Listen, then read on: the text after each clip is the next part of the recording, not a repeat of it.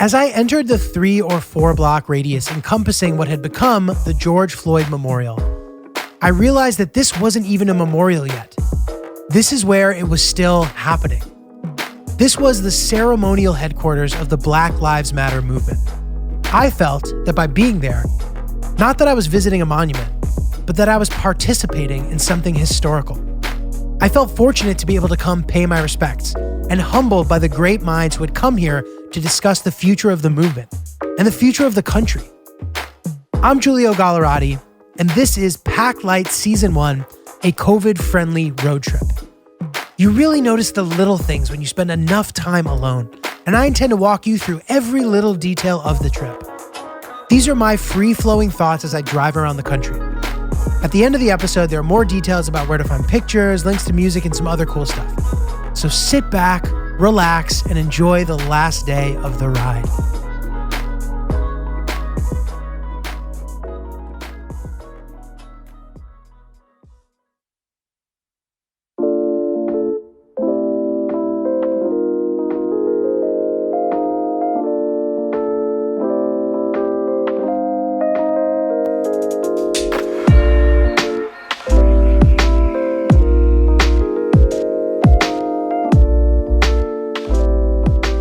Minneapolis was definitely banged up from all the commotion.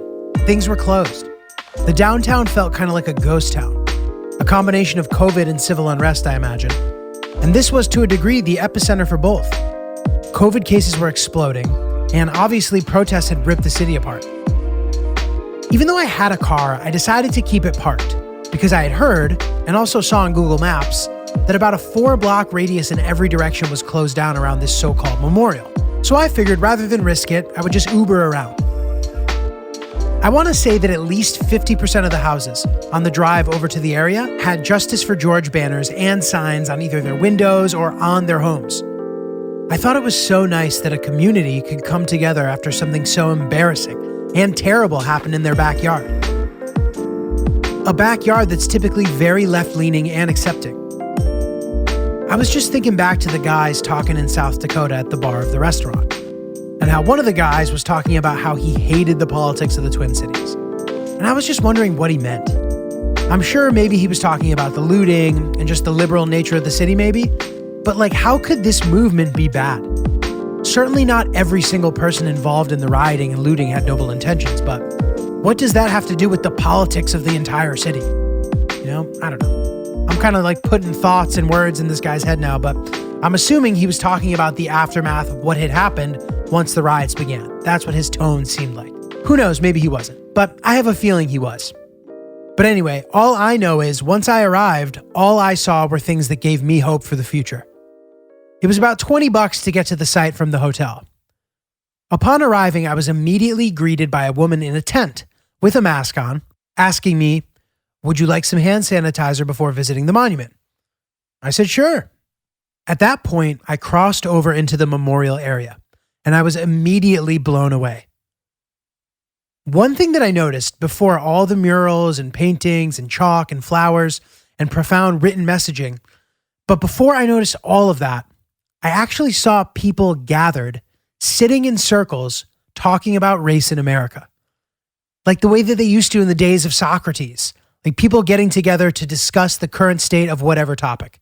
In this case, among other things, race. There was a feeling of a ground zero. This is where it happened. The Big Bang, which led to a global outcry for equality and justice and accountability that highlighted systemic problems in the country and where your peers demanded you to speak up. It wasn't okay to sit by and watch anymore. At the gas station, the Speedway, across from the famous Cup Foods where the George Floyd video was filmed, there were literally people sitting in a circle, taking turns, discussing matters of race, making points, listening, all that. All ages, races, genders, it was really cool. I had never really seen anything like this before, at any memorial. And maybe it was because the wound was still so fresh, but it seemed very unique. It's also unclear if this was a function of the COVID lockdown, but I had never seen a monument that encompassed an entire neighborhood like this before. All the retail boarded up and closed, graffitied, and all specifically referring to race, George Floyd, American culture, and the like. Along the ground next to the cup foods was a long, long list of names of past victims of police brutality. Some names very recognizable and others much less so. And the names appeared to be in chronological order. Beyond one of the first street blockades I walked by was a giant statue of a fist, presumably the Black Lives Matter logo. Made of metal, it looked like, surrounded by flowers. People were there to pay their respects, or maybe for the excitement of being part of something bigger than themselves. But some of these people looked like they were coming out here every day to have discussions about our country and the future of our country. Like, who knows? Maybe some of these people will end up becoming our elected officials someday. On the side of one of the buildings, painted purple, with big white writing read, "You changed the world, George." Under the Speedway sign with the price of gas and the price of coffee read, "George Floyd Square," with letters posted the way they post movie listings on the marquee at the movie theater, with the missing letters graffitied in. There were people crying. It felt the same way it feels to visit memorials of other tragedies. Like when you're a kid and they take you to any commemorative museum of a tragedy. The teacher tells you, okay guys, like people might be getting emotional, so you need to make sure that you stay respectful. But then you actually see it and it still takes you by surprise. And you're just kind of like not sure how to act. I felt the same way today. Except I didn't really have anyone to tell me what I was getting myself into by coming here. But seriously, everywhere you looked, there was just powerful stuff going on. Like in front of the Cup Foods itself was a big velvet rope around the area where the event must have taken place. Flowers everywhere. A big black and white mural of George Floyd to the left of it all, right next to a Western Union sign. In front, the name Floyd written in chalk as an acronym.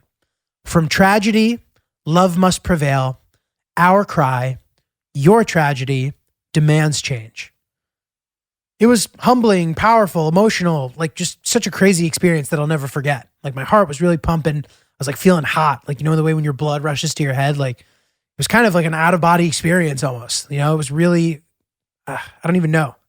Like, I guess I just described it there, but it's a thing that's hard to describe.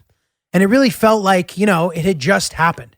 It was such a new thing that it was really special to be there, to be honest. It was really cool. And I think one of the coolest parts about it was that it was just an unexpected experience. I didn't expect to have much more excitement before arriving in Chicago. Given the nature of the chronology of my trip, this was the perfect place to end. With the content I'd been listening to earlier in my journey in corresponding geographic areas, seeing sites as a reminder of our nation's complicated and often dark past, culminating in where we're literally at right now. And regardless of all we've been through, I really think it's fair to say that things are progressing.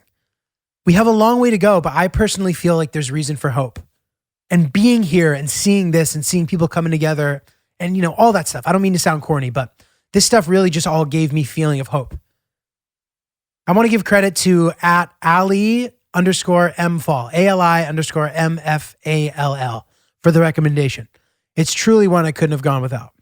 Also, thank you to everyone who offered any insight for places to stop. And hopefully you'll forgive me for not mentioning everyone because it would take way too long. And it's also hard to just keep track of everything. So thank you. I was pretty much ready to go home now.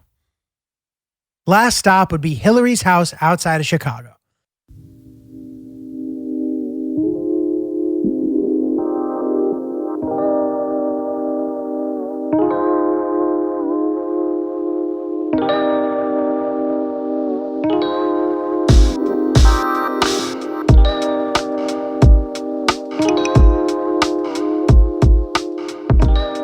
Lake Michigan during the summer literally looks like Greece. Like you could take a picture and ask people where it is and no one would guess Chicago. Minneapolis was likely the biggest city I'd been to on this road trip, which felt like a feat to me. Granted, this was a COVID road trip and the prospect of hitting big cities just didn't make much sense to begin with, but Minneapolis and the Twin Cities was definitely the biggest stop I had made, and the city was definitely dead.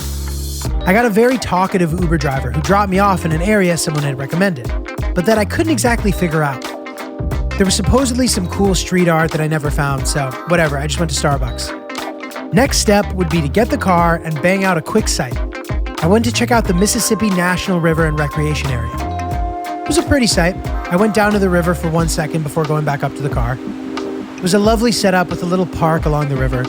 Like most recreation areas, it's hard to pinpoint one spot to go to, because they weren't really intended for popping in to look and moving on. They're intended to be a place where you have a picnic and just enjoy the nature for the day. This particular location was in St. Paul, which is the twin, in case that wasn't obvious to anybody, because I know I didn't know that till recently, but like the twin cities are Minneapolis and St. Paul. So I was in St. Paul, which I'd never actually been to, so that was cool. It was also cool to see the Mississippi River again. The river that was so important to the significance of my trip in more ways than one. And basically how my trip started was now basically how my trip was ending. It felt like a nice poetic moment. I saw riverboats parked alongside the river, just assuming that that's a thing you do on the Mississippi River. And if you guys remembered, my dad had asked me about it earlier in the trip too. It definitely seemed much cooler to do down south, just saying.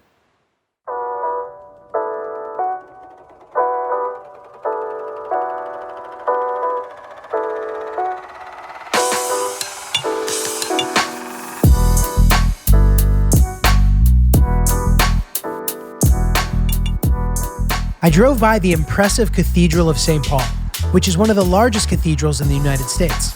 Modeled after French churches in Paris, it featured a 186-foot high dome in the center. This was the second most beautiful center of worship I saw on my trip. The most beautiful would come in Wilmette, right outside of Chicago, which I drove by right before arriving at Hillary's, the Baha'i House of Worship. There are only a dozen of them in the country, and the Wilmette Center is the biggest one in the entire world. If you're thinking, Baha'i, what's Baha'i? Well, this is what a quick Google search will tell you. The Baha'i faith is a new religion teaching the essential worth of all religions and the unity of all people. Established by Baha'u'llah in 1863, it initially grew in Persia and parts of the Middle East, where it has faced ongoing persecution since its inception. The religion has three central figures. The Bab, considered a herald who taught that God would soon send a prophet in the same way of Jesus or Muhammad, and was executed by Iranian authorities in 1850. Then there was Baha'u'llah, who claimed to be that prophet in 1863 and faced exile and imprisonment for most of his life. And then there's his son, Abdul Baha, who was released from confinement in 1908 and made teaching trips to Europe and America. This is from the wiki page. You're probably like, I don't need to know this. That's probably true, but you now are probably the only person that you know who knows that. So I hope it at least feels valuable for that reason. Basically, to me, Baha'i is like Middle Eastern Mormonism. Both wonky new religions with like living prophets and gigantic churches. There were originally 3 stops planned for today, not including George Floyd. One of them was a cave. There had been 3 or 4 caves that I planned to visit, but of course, all of them are closed because of COVID. And thank God, honestly, because I had already severely overextended myself. So, you know what that means. One more national park site stop. Last stop on the trip, the St. Croix National Riverway. I was going to try to go check it out, hit a couple of cool scenic overlooks, and then head to see Hillary. This was about 50 miles northeast, so not completely out of the way, but definitely adding on a bit. The total trip today would be 455 miles, which, with my final destination in sight, literally felt like nothing. Anyway, my original plan was to drive into Chicago to see the Pullman National Monument as my final destination. But it just didn't seem like that was going to work out. I was going to get back too late if I did that. I figured I would just go another day when I had some free time, before I had to return the car. I had the car for a while because I had also originally planned for this trip to take at least 14 nights, and I'd done it in 10. And I booked the car for 17 just to give myself some wiggle room. So now I just had a car for a while. I was so excited at this point to see Hillary and her family. I was tired of the isolation and really looking forward to a family environment. But that was still a bit away. Right now, I was sitting on the edge of the St. Croix National Riverway. It was actually kind of hard to get a good view of the river. I probably just didn't put in the best location. Also, for whatever reason, likely the 4th of July weekend, now that I think about it, there was a ton of traffic. So I was ready to get home. I stopped, took a picture through a somewhat dense forest situation at what was supposedly a lookout point, got back in the car, and crossed the border into Wisconsin shortly after. I was now sitting pretty at 48 states total, with just Arizona and Alaska to go to complete my goal of visiting all 50. An hour later, I approached Chatek, Wisconsin, where I would make my final formal meal stop of the trip. The restaurant was called the Chatek Cafe and Meat Shop. It was basically a diner, but it seemed like the kind of diner that put in the extra 10% effort. The all-female waitstaff were all wearing t-shirts displaying the name of the restaurant, and everyone was in a really good mood. I asked one of the waitresses for a recommendation, and she and her colleague started arguing over what things I should order, like kind of playfully bickering with each other. It was pretty cute. Eventually, I ended up just ordering the broccoli bites and a gyro burger made of pork. It was pretty solid, kind of random, but solid. The broccoli bites were just breaded outside with broccoli and cheddar in the middle. Not exactly healthy. But the burger was pretty damn good, as promised. There were all sorts of funny ad signs scattered around the diner for like local services. For example, one of them read this: firewood for sale, dry oak cut and split, approximately 18 to 24 inches in length, face cord $85, campfire wood, mixed birch, white, maple, pine, elm, face cord $60, U-Haul, ask for Norbert. Love it. Also, let's not underestimate the fact that that is literally a different language to me. No clue what's going on there. I just know it involves wood. I also figured there's a chance that if you know that much about wood, you can just cut it yourself. But I guess this was a diner, and maybe the ad was targeted towards the elderly. I don't know. Look at our boy Norbert with the targeted ad strategy. That's something Hillary might say. She works in ad sales. She wouldn't say your boy Norbert, but the targeted ad strategy part. Chatek was a nice little town with a downtown strip with predominantly mom and pop stores. I stopped at the Chatek bakery to buy some pies to bring to the in-laws. I got a strawberry cheese pie, which was basically a cheesecake, and a damn good one, an apple pie, and a blueberry pie. Of course, making sure there were no nuts in it. Hillary, as you all know by now, is literally deathly allergic. We recently had our Valentine's Day dinner comped because they accidentally served her hazelnut gelato. The waiter was literally sitting in the corner crying. Fortunately, she didn't have a reaction. I guess hazelnuts are lower on the totem pole, but just to give you an idea of how allergic she was, the waiter was crying. He was literally crying. The previous winter, she had a bite of cashew butter by accident and had to go to the hospital and be put under during the second wave of anaphylactic shock. That's the last I'm going to talk about Hillary's nut allergy, but everybody please pray for my girlfriend. She's very fragile. It's just scary shit. Anyway, the pies were all incredible. Outside of the bakery, I saw one of the sweetest dedications I've ever seen. It was a bench, and on the bench, in big letters read, "In memory of Gladys and Tony Udish, from their sugar plum." I imagine that must have been their daughter, but I can't imagine walking by that as the sugar plum herself and not just weeping uncontrollably. Anyway, very, very sweet dedication, Sugar Plum. Very sweet indeed.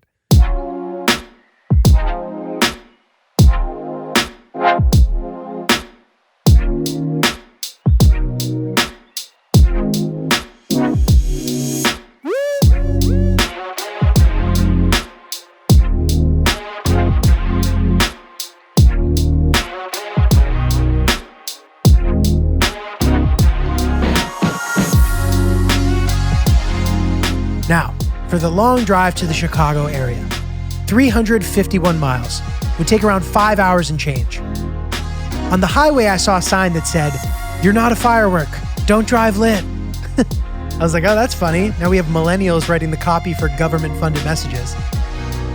It just sounded like a hook to a song or something. Don't drive lit. Hey, don't drive lit. I don't know. I'm not sure if it was the anxiety of the trip nearing its end, but I found myself kind of hungry an hour or so later.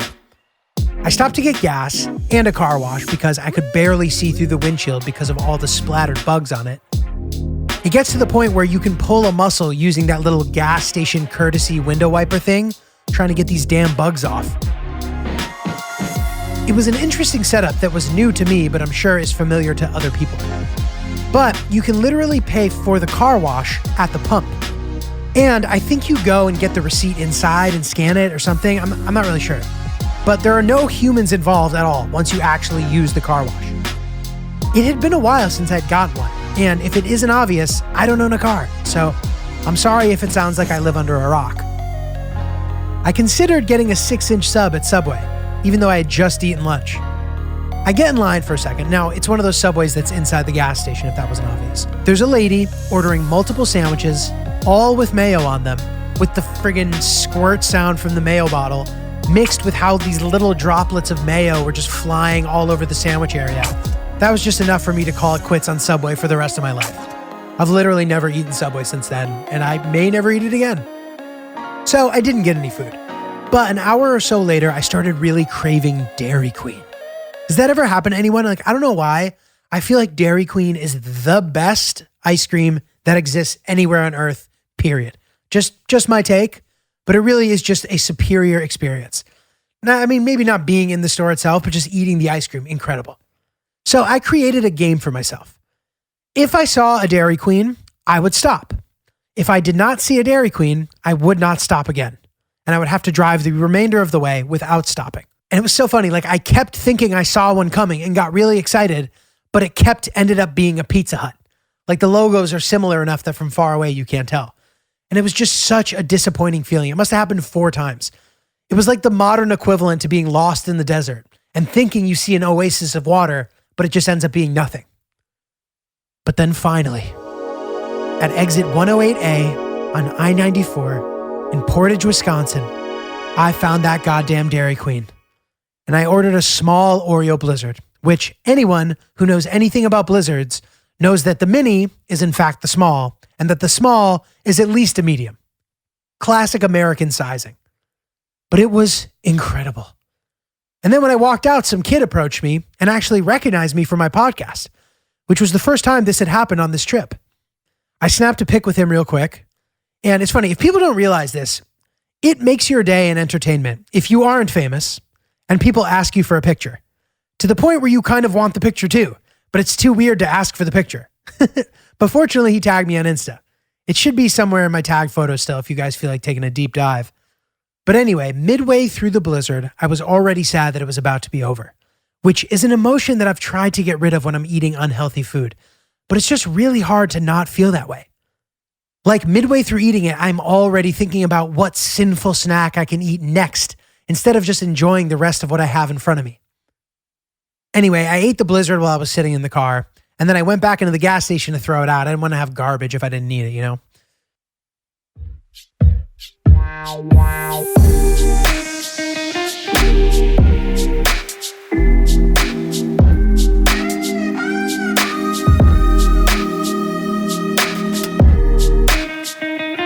But at this point, I'm just hyped that the trip is almost over. I had done it. Barring some unfortunate event, I did it without messing up the car or getting a flat tire or anything. The biggest setback was having to get an oil change that I didn't even have to pay for. It was just 173 miles to go. I would soon cross the border into Illinois. Upon doing that, I had successfully visited 18 states, 17 of them in 12 days. I had successfully visited 30 national park sites and an additional national monument. It had been an incredible trip.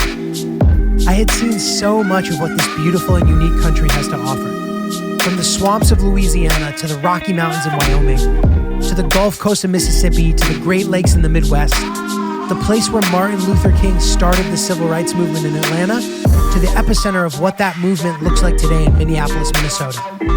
I had seen so much and learned so much, and I was forever grateful. I hope that every single one of you have the opportunity to do something like this in your lives. And if not, I hope that you can feel like you did it by riding along with me all this way. As I pulled up to the driveway, Hillary was standing there waiting for me. I'm going to include a copy of the playlist I listened to along the way in the About section of the podcast, so you guys can check it out.